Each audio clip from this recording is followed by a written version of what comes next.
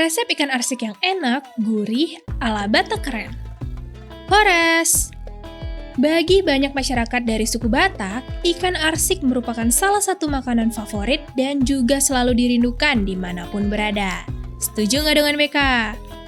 Bahan yang mudah didapat dan cara memasak yang cukup sederhana membuat ikan arsik tetap eksis di berbagai daerah yang ditinggali oleh masyarakat suku Batak. Ikan arsik merupakan salah satu makanan khas Batak yang identik disajikan saat perayaan bagi suku Batak, seperti pernikahan, Natal, dan kelahiran. Nah, untuk membuat ikan arsik, Dongan BK dapat menyiapkan beberapa bahan berikut terlebih dahulu.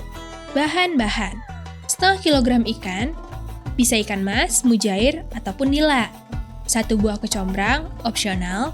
3 buah asam cekala, digeprek. 2 batang serai, digeprek. 1 buah asam potong, bawang Batak pastinya, dan kacang panjang. Bumbu halus: 6 butir bawang merah, 4 siung bawang putih, segenggam andaliman, sesuai selera, 5 butir cabai merah keriting, sesuai selera, 5 butir cabai rawit merah, 1 ruas jahe, 1 ruas lengkuas, 1 ruas kunyit, dan 3 butir kemiri.